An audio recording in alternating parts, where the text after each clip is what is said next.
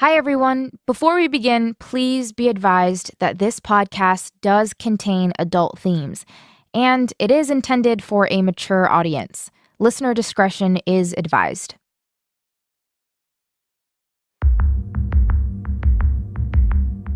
I've been on this journey for well over a year, and I've seen way more than I ever could have imagined.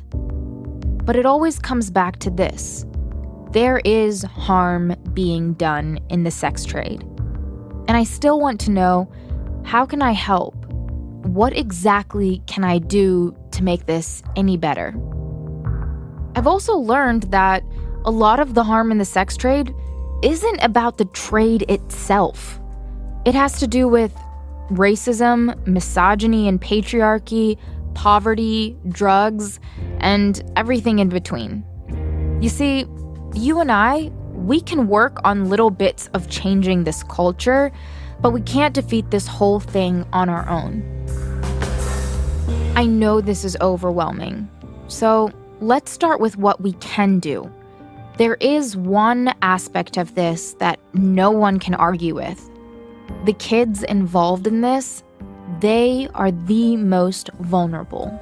So today, we're going to pass the mic on to them. I'm Noor Tagouri. This is Sold in America. They see me on that corner when they went to work. They see me on that corner when they get off of work. Something is wrong. And nobody's never stopped and asked. I'm not a piece of trash. I'm a human being, and I don't deserve to be treated that way. My biggest concern is I'm homeless and I want a fucking place to stay and I want to be able to eat. But nobody listens to us when we say that. If they pay the price, I will do it. I'm really about my money, but I'm not gonna lie, I'm expensive. No, these laws they make have a body count. They know that and they don't care. This is not a nightmare. This is your life.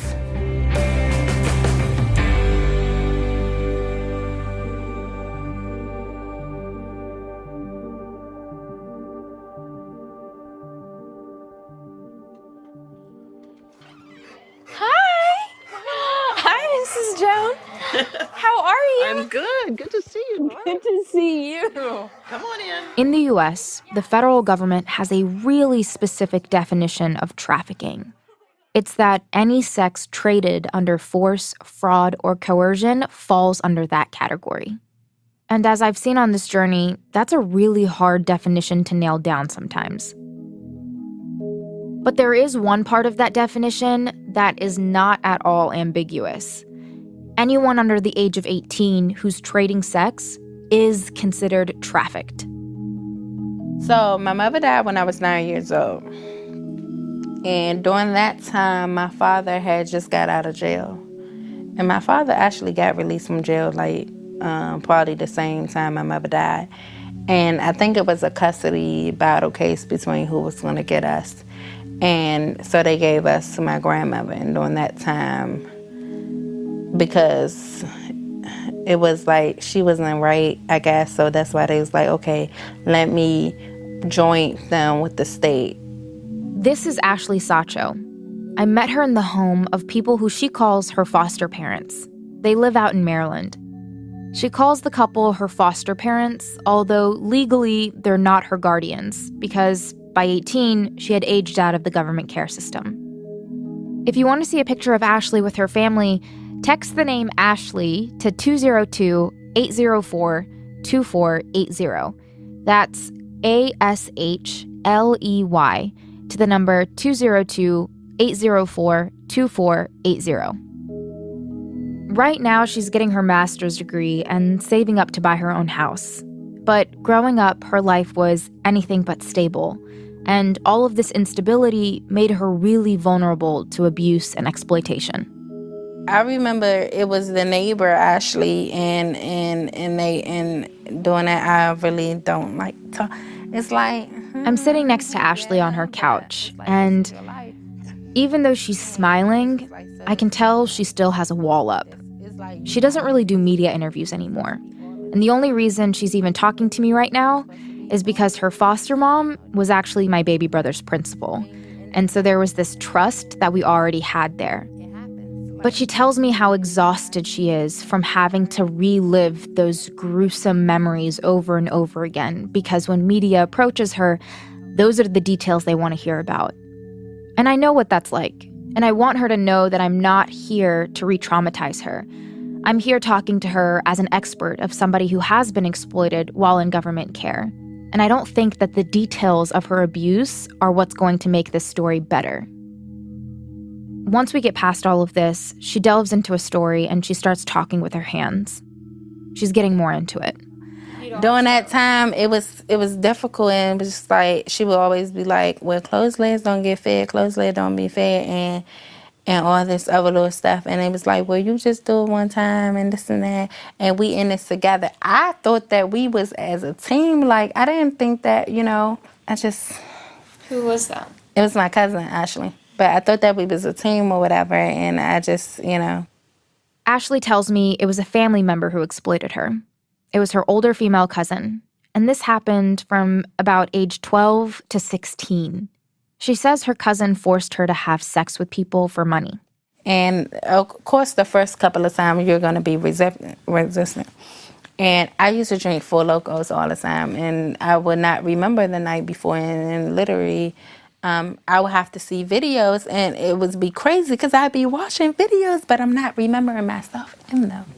Did you tell people about what was happening to you right when it started? No. So how did that experience kind of...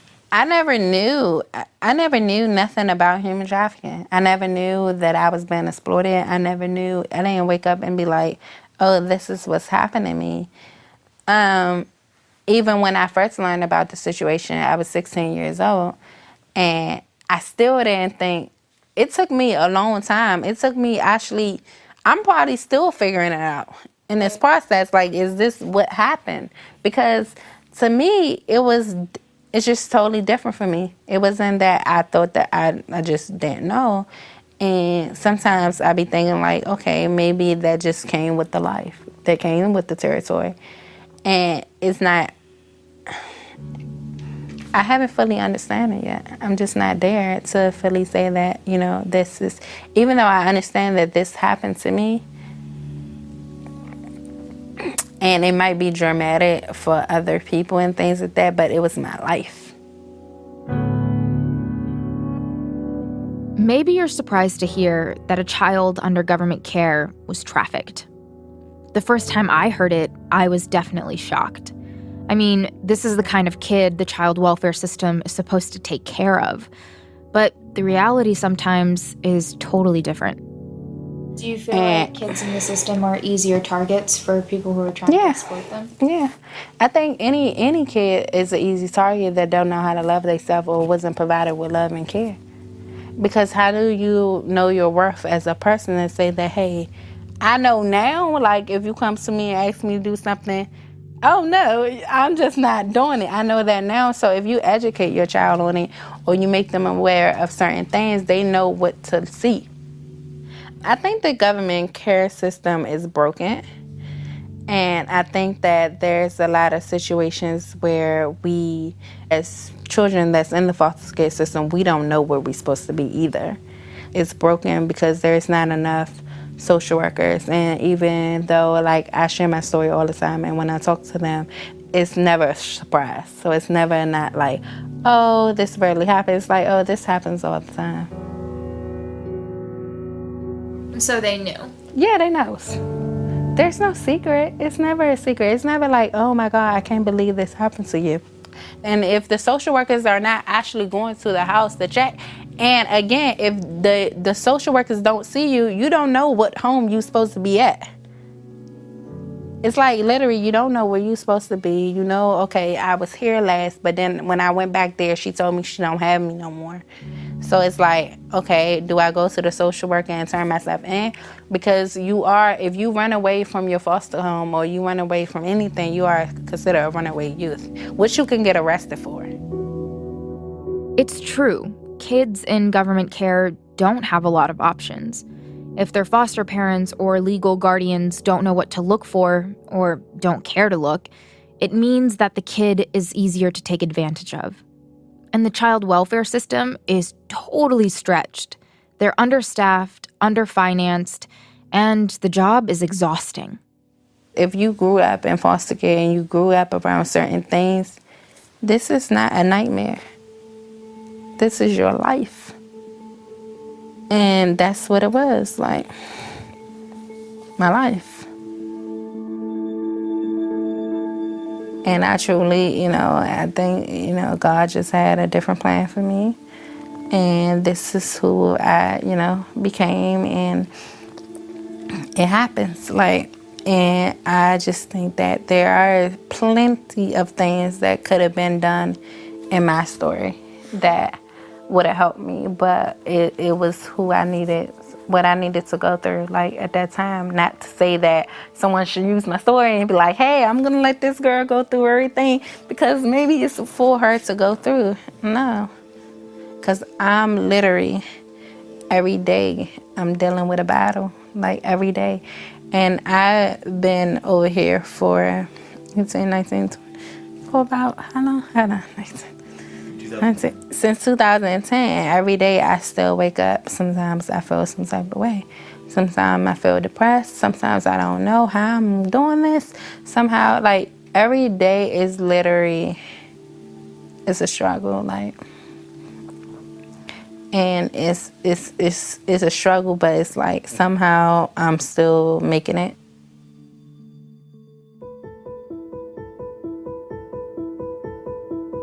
Ashley has moved out, but she has a stable place to live and a source of support while she gets her master's degree in social work. But so many other kids in the system are not as lucky. And throughout my journey, I've seen time and time again that trafficking and exploitation are often the result of this kind of vulnerability. The vulnerability of people who have no access to housing or food, kids who have no one to truly look after them. And pretty much everyone agrees. When it comes to the question of who's the most vulnerable, it's always the kids. And that's something I really need to explore further. So if you don't mind just giving your first and last name. Sure. So my name's Beth Bouchard. So can you just tell me a little bit about what are we doing in this room? I'm in a dark room surrounded by stacks of machines with blinking buttons. In the front of me is a huge window smudged with fingerprints. And on the other side of that window is a small yellow room with a few toys and chairs. There's a quilt hanging on the wall covered in drawings of children's faces. The window actually is a two-way mirror. This is an observation room. So right here, you're in the observation room for a forensic interview at our CAC. So when kids are able to come in and talk about the abuse that they've experienced, they'll come here and they'll sit on the other side of the mirror with a forensic interviewer who's specially trained to talk to kids about abuse in a non-leading way, in a way that lets the child talk about what they want to share from start to finish. Beth Bouchard is a program manager at the Children's Advocacy Center of Suffolk County. The room we're in is in Boston, Massachusetts, a place that's taking a more holistic approach to dealing with exploitation of kids in government care. They've decided not to treat exploited kids like criminals. Like Ashley just mentioned, many places arrest kids who run away from their guardians. The government here in Boston is also teaming up with nonprofits like this one to make sure that kids in their care are really seen and taken care of. And so usually when a child's been trafficked, exploited, or abused, there's a lot of multidisciplinary collaterals, we call them, different partners from different systems that need to help that child to heal and to address any crimes that might have happened. So usually in this room, you're going to have a detective who's looking at any crimes that might have occurred. You're going to have a prosecutor, a victim witness advocate who is there to support the family if the case goes forward legally. How do kids end up in these situations? It's a great question. Any youth could be potentially victimized by exploiters. We, at our SEEN program, see that youth of every age, every background, every socioeconomic neighborhood and class in Boston, that's the representation of our kids of all different backgrounds and dynamics. We do see that there are certain common risk factors that most of our youth have in common. About 2/3 of the youth referred to SEEN are kids of color. over 75% of youth referred to SEEN have a history of child abuse previously. And so that being said, over 70% of the kids referred to SEEN have a history with the child welfare system as well. Is the child welfare system to blame? We don't blame the child welfare system. We see the child welfare system as an integral partner in this work for us. So we work very closely every day with the child welfare system. We work with juvenile justice because many of our kids might have a status offense that's related to their exploitation or trafficking, or they might have a delinquency charge related to their exploitation or trafficking. Maybe their exploiter made them shoplift or made them carry drugs or guns for them. We see that, we work with a DA's office, law enforcement at all levels, and we sort of convene all these different systems to think together about the needs of kids and to intervene for high-risk and exploited youth. Why exactly is it that such a high proportion of kids who have been in government care are the ones who are being exploited? I think that's challenging to answer. I think in my experience, what we've seen, sort of two different things. I think one, the kids who are involved in group care typically have experienced trauma before. They've been victimized before. And so some of that trauma and that victimization is what exploiters and perpetrators are looking for. So I think that because the number is so high, that means two things. One, that perpetrators are targeting the most vulnerable youth. They're looking for those kids who have experienced trauma and abuse before. But two, I also think that kids in group care, kids in government, receiving support by the child welfare system, typically they have a lot of eyes on them because there might be social workers working with them. There might be, out-of-home placement providers. And so sometimes I think the number is high because maybe they're involved with systems that identify the red flags and risk factors because they have more eyes paying attention to what they might have been experiencing.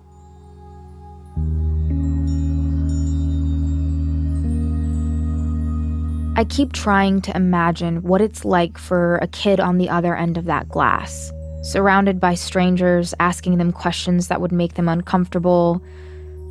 I think I personally would feel intimidated and voiceless, so I can't imagine what it would be like as a kid. But Beth seems to really have all of that in mind. She's working hard to give a voice to the kids who don't have one. So what happens to kids who might not have an advocate like Beth Bouchard? Kids who never make it into the government care system, or kids who ran away? It turns out there's a place right in my backyard that's helping youth who are homeless.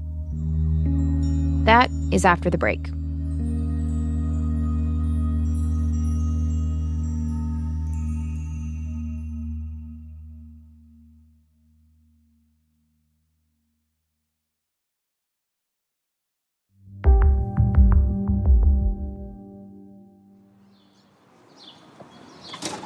Said ring the doorbell?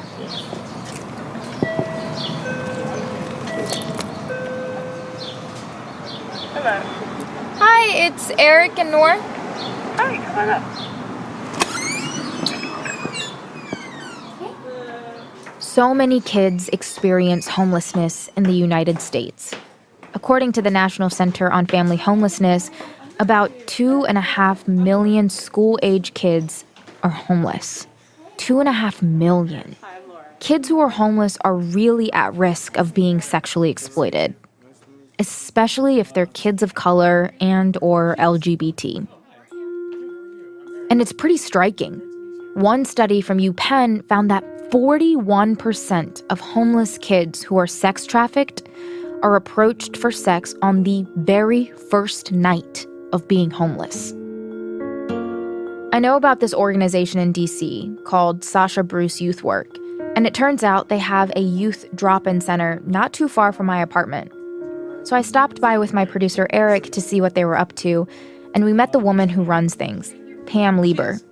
Oh, hi. How are you? Good, how are you? I'm Eric. Hi, nice to meet you. Great to meet you. Good. Noor. Hi. Good to Very meet you. nice to meet you. So for the quick tour, let me show you. So we are kind of operate Monday through Friday, 8 to 6. We have a kitchen where we serve breakfast, lunch, and dinner every day. We try to make sure that folks eat better than they do in some other places. So I shop at Costco every 2 weeks, spend $600. Staff fixes dinner and lunch and breakfast. We usually do buffet style stuff. And we also have a relationship with District Donuts next door. And so at the end of every day, they donate to us the donuts that they would throw away initially. And so we are sugar happy at the end of every day. That's lovely. That is true. My stomach starts growling thinking about those donuts. I'm making up fasting days for Ramadan, so I can't have any, but they sound so good. We kind of tried to set it up just so that it feels more. Pam shows us even more. They have a laundry room, 2 full bathrooms, lockers the youth can use, a computer lab, and they even have a GED teacher. It may not sound like it, but all of these things are a huge deal. I mean, really think about it. When you don't have a place to live, what do you really have access to? You end up not having a place to keep any of your stuff. You don't have a place to really clean your clothes. You don't have a place to get food or warmth. This drop-in center provides all of that. And the place has been open for 2.5 years. Pam has been here since the very beginning. Today is an administrative day, so the center is closed, but Pam says it's usually totally full during the day. She shows us a room in the back where they have group meetings and mentor sessions. And then also art therapy. On Friday afternoons, we have a volunteer art therapist who comes. He's not here every Friday, but he's usually here about 2 Fridays a month based on his schedule. Amazing. And they love. The art in this place is like probably what stands out to me the most. So this is one of the art therapy projects that they did. And there's Pam points to a quilt hanging up on the wall. And if you want to see a picture of it, text the word quilt to the number 202-804-2480. That's QUILT to the number 202-804-2480. Each patch is painted with something different. They had the young people pick out a symbol, and each of those symbols represent certain things like courage or strength or power, and then depict a time in their life that they felt that thing. And so that was specifically created by our young people. There are patches painted with abstract things like circles and diamonds, and then other pictures of people. One person holding a Bible and wearing a cross necklace, one person standing out in a rainstorm. Another patch is a close-up of Barack Obama's face. We take a seat at the table while Pam goes to get some of the guys she works with. I can't stop looking at all of the artwork. It's so clear there are stories in all of them. This is such an awesome spot. It's like so welcoming and the art's so amazing. Pam brings in 4 young guys. They're all in their early 20s. We agree to stick with their first names because they're all in pretty vulnerable situations. The first guy who walks in is wearing a white t-shirt and a pair of jeans. He's eating peanut butter right out of the jar. His name is Joe. I'm fasting, so that peanut butter looks so good right now. No, wait, don't be no, keep eating it, like, for me vicariously, you know? All of the guys come and sit around the table with us, and I introduce myself because I want them to feel comfortable. And as soon as I do, they get right into their own stories. My name's Darrell. I'm from Washington, D.C. Darrell is sitting on my right, and he's dressed super fresh. He has on a red, white, and blue polo shirt, some silver jewelry, and his hair is in dreads. I got homeless because of life. Like, I was with my mother. She lost her job. We went separate ways. I could have went with her, but I couldn't go in the shelter with her, so I let her get herself together. And I just found this. Was that tough, like being separated from your mom because the shelters don't? Of course. It would be tough for you if you was separated from your... I couldn't imagine. Right. After Darrell and his mom separated, he says things got a whole lot worse. I got in trouble with the law, but it wasn't like me taking nothing from nobody. I was out Job Corps. I got my certification from CNA, Certified Nursing Assistant. And then that same day when I got my certification, we went out to celebrate. You know, regular things, you get too drunk. I woke up in jail. So I lost everything that night because the police said they didn't have it. So I came here, and then they helped me get my birth certificate, my ID, my social security card. Before them, I couldn't get my stuff. Because by yourself, when you're homeless, the DMV is backwards. Like, to get your ID, you need your birth certificate. But to get your birth certificate, you need your ID. So you can't really get nothing. It's like a vicious cycle. Right. Like, they don't want to help you. But, like, coming here, I could use their residency. And I got it was simple as that. It took me a year by myself. It took me like 3 weeks just to wait on my stuff to get it. So What are your goals right now? to get the house and then a job. I'm on that road right now, like recently, like so recent. So Are you still into nursing? yes, I'm about to go back to school. That's another thing. They help you get back into school. You don't really have to pay nothing. I'm about to be a registered nurse now, like the next step up. So it's whatever you want to do. So Congrats, it's amazing. yeah. We talked a lot about these guys' stories and how having the drop-in center is so helpful to them. But it took a while for them to really open up to me about their life on the street. What about being homeless and a young person is so dangerous? What are some of the dangers that you guys have come across? You get hungry. Yeah. Well, yeah, you get hungry, and then you gotta do certain things to help yourself. This is Marquise. And then you on the street, sometimes you got people pulling up to you. You gotta watch your back sometimes, because people getting robbed out here. You know, the same shit, but different situations be going on. You gotta watch your back when people pull up on you, man. That's mainly, like he said, you gotta watch that because people pull up on you on some dangerous games. I done had cats pull up on me in vans. No funny. Lights off. Asking for sex. No funny. Like, I'm not and then you don't even know if it's a pull up, like they about to shoot you on us, so you gotta back up a little bit, or instincts got adrenaline got kicking for like 2 seconds. Come, like you gotta. It's harsh, Lim. It's like You've had people come up to you asking for sex? Yeah, no bull. I had it's been going on for 30 since I was 17. Don't you think that if people were to hear that people had approached you guys for sex while you were out, like, people don't know that even, like, young men are getting approached for sex. Like, that's not something that people assume. That shit was an endless time.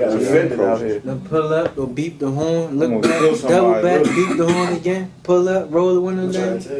That's why That's happened to you too? Yeah, right there on 7th Avenue. Pam, have you come across, like, a lot of the clients that come through here, all genders, like, who have been approached for sex while...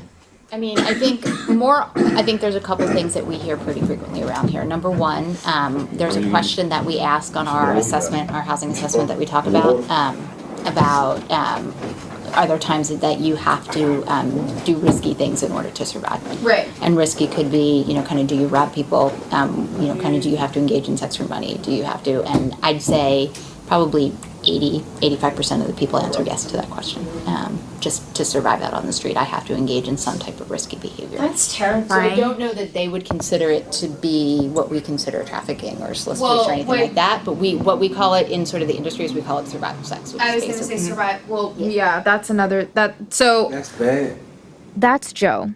He chimed in when he heard us talking about survival sex. And in case you didn't hear him, he asked, "That's bad?" I think, is it bad? I don't like to attach judgment to it, but if you feel like you have to sleep with someone just to have a place to live or food to eat or something like that, and if you had different choices, you would make a different choice. That's the thing about survival sex is, like, if someone is doing that, if someone is engaging in sex because that's the only way that they can get a meal or they can pay rent and stuff, and that's not what they want to be doing, like, no one can ever say if that's good or bad. That's how that person, like, that's survival, right? Like, that's one of those things where there's like this misunderstanding of people who sell sex or people who are buying sex, because nobody really, like you guys said, like, nobody will get it unless you're in that situation. So especially when it comes to people of all genders who decide to sell sex, like, there are people who do this consensually. But oftentimes, if we're talking about, like, the housing crisis and the opioid epidemic and things that, like, people are doing because they feel like they have no other choice, like, that's what happens. Like, that's something that we've seen a lot in our reporting, which is why we've kind of changed this entire, like, shift. So, and of course, like, if that's your experience, if people have approached you for the same thing, like, that's a terrifying situation to be in. Like... It's weird. It's weird. It's not just, it's like, it's scary. Like, not to just like, I don't know. I couldn't ever really wrap my mind around it. Like, I don't know what I would do. It's not okay. And when you say, is it bad? I think it's not okay. Like that you feel like you have to say yes to something you don't want to just to survive. The thing is that what's bad is that people feel like this is their best option. What's bad is that people feel like they can make more money by selling sex on the street and putting themselves in danger than getting a job if they can even get a job. Like, that's what's bad. That's where, like, this whole moral compass thing comes into play. Because if that's what we have done as a society, where we've given people no other option, where, like, there are mothers who have kids who can't do anything else, like, that's bad. And that's not bad on them, that's bad on us. I didn't push too hard into these guys' stories about how they were approached for sex. They held these stories pretty close to their chest, and I get why. This stuff is really hard to talk about. But to be honest, I don't need to hear the nitty-gritty details. I mean, we all know how this goes. I'm much more interested in hearing about how they're working towards their own future. And to be honest, hanging out with the guys was really fun. I mean, we touched on everything. From the deep stuff, like what it's like to live on the streets, to pop culture and what Kanye's saying these days. It felt really good to see they were getting some of the things they needed here at the drop-in center. Things they didn't have access to anywhere else. Things like a place to wash their clothes or have a shower, a community to support them in getting a job, and a place to live. And at the end of the day, free donuts. Oh, man. Oh, you waited long enough for the donuts. Good timing. Oh my God, gourmet. I want them donuts so bad. The ones in the middle, they taste like This past year and a half has been an incredibly turbulent ride through America's sex trade. There have been so many bumps along the road. But more importantly, I've also had moments of clarity. The first moment I felt that clarity was on our first stop in Kentucky. After hearing Chantel's story, I realized some people who go through sexual exploitation actually don't know they're being exploited until way after. One day when I was in the hotel, I just decided to read a newspaper, and it was about a story about a girl she couldn't go anywhere, she couldn't talk to anyone, she couldn't look at anyone. All she did was work, and she described it as invisible bars, which is so true. And that's when I just started crying and weeping, and I was just like, what in the world, what do I do? Because that's when I was like, that's me. In Nevada, I spent time in one of the legal brothels there, and I met a woman by the name of Willow Love. She told me about a time before she worked at the brothel where she did have a pimp, and she wasn't allowed to keep any of the money, and he was abusing her. But when I asked her if she considered this trafficking, she said no. Did you feel safe with the pimp? Yeah, in a certain way, yeah. I mean, I felt Did he let you keep money? But he controlled the money, and I did, get beat up before by him, but I figured out why I was getting beat up. What was? It's so cheesy though. Like I hate to say it, but like it's like it's like the old school rules. So like if you are around certain types of people and you look up and you look at them in the eye, like you're not allowed to do that. You're supposed to look down. Like why? Because you might run off with the other guy. Those are like the old street rules. Yeah. And in that situation, did you feel like you had a choice? Yeah, I was choosing to be there. And that story really messed me up because I was so sure that this was trafficking. I mean, by the government definition and standards, that is trafficking. But Willow doesn't label herself as a trafficking victim. so who am I to give that label to her? And I realized how often these labels are thrown around, and how people who aren't experiencing these situations are the ones giving those labels. This was a moment in my journey where I recognized that people have full ownership over their own stories. And depending on their situation, they get to decide how to label it. But there are times where things are much more clear. This takes me back to Maryland when I spent some time with Ashley. She was forced to have sex with people as a kid, and therefore she was trafficked. If you grew up in foster care and you grew up around certain things, this is not a nightmare. This is your life. And that's what it was, like, my life. Sex trafficking is a really ambiguous government term that means something different to everyone. And because everyone is so obsessed with the word itself, that puts a lot of other communities in harm's way. And my eyes were opened to that harm when I met Leah Monares in D.C.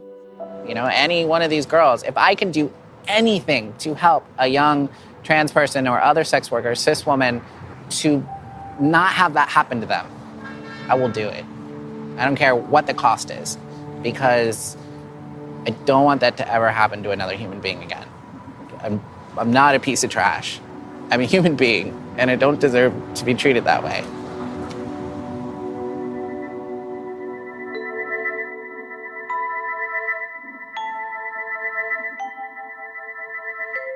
I've met so many people, and their personal stories have made me feel everything, from sad to hopeful, and sometimes they've even changed my mind. But one thing is more clear to me than ever before. Sex work is filling an economic void for a lot of folks. It provides things that society doesn't. Things like access to food and housing. And when we criminalize sex work, sometimes we're making it worse. When we take away a person's only option to eat, where does that leave them? And to be honest, what does that say about us? It's so clear that a lot of decisions made around sex work are rooted in people's own moral compass. And for many, the needle of that compass is stuck directly on sex and people's bodies. But, I mean, we seem to be comfortable with turning a blind eye to racism, sexism, and poverty. And yeah, it feels overwhelming. And the truth is, we are all part of the problem. But we can also be a part of the solution. Here's the thing. When I first started this, I had a really narrow focus. And I quickly realized that all of our societal issues end up being related one way or another. And for me personally, I've decided to make a conscious effort towards helping people experiencing homelessness. After 10 years of doing grocery runs for our local shelter and distributing winter and hygiene care packages to people in need, my family and I actually started a foundation called I See You. And the intention is to help alleviate this issue of homelessness. And remember when I worked on the clothing line that donated half of its profits to fight sex trafficking? Well, we brought that back. And now, knowing what I know, I've chosen to partner with the National Network for Youth who work with young people experiencing homelessness. These are small, local efforts, but intentional. And it's these small, intentional efforts that can leave a lasting impact on people's lives. We have something so special coming up for you next week in your feed. In our final and bonus episode of this season of Sold in America, we're passing the mic on to you, our listeners. We asked you to submit stories, questions, and comments, and we got a ton of responses. So first and foremost, thank you for that. We also are bringing back 2 guests onto the show to help answer some of your questions. This episode is incredibly special to me because it's a reminder that a lot of us share similar experiences, and therefore a lot of us have similar questions and similar thoughts. And we know sometimes it's really hard to get answers to those questions, so we want to be there for you, and we want to go through everything. I hope you choose to tune in for the next episode, and I can't wait to talk to you soon.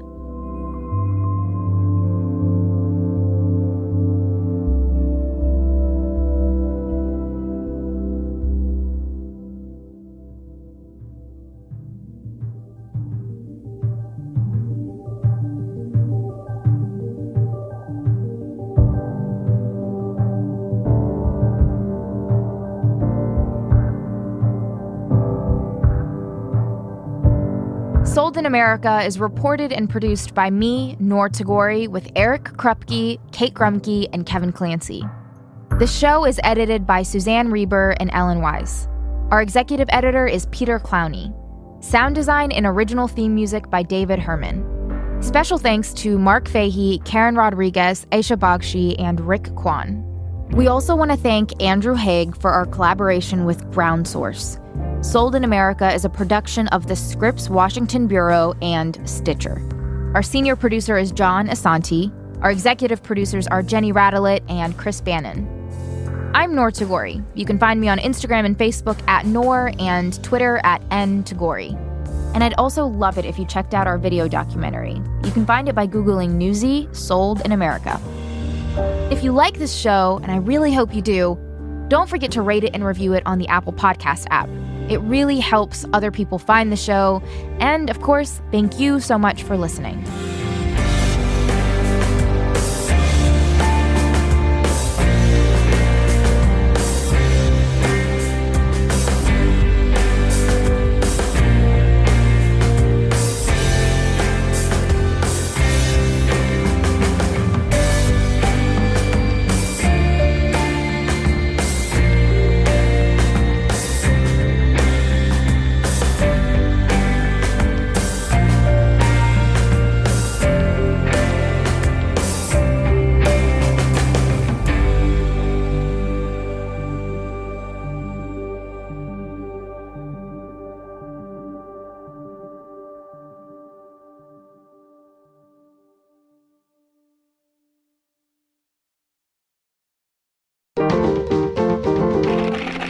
Stitcher.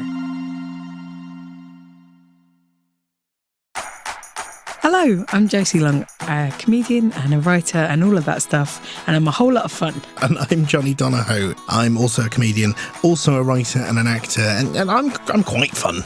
You're loads of fun. Thanks, mate. You're tons of fun. This is our podcast, and it's called Josie and Johnny Are Having a Baby. With You. And if you can't tell from the title, we are about to have a child. We really are. And we're clueless. We really are. We have a whole host of questions that we're trying to ask, like... How are we going to pay for this thing? Is it a problem if you lose it? How are we going to work around this thing? We're asking lots of famous people who happen to already be parents to help us answer these questions and more.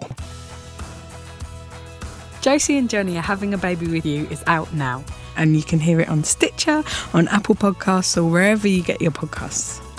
Oh, your only job in the beginning is to feed and change and hold. Feed and change and hold. But you need to sleep as well. Johnny, that's adorable. Okay.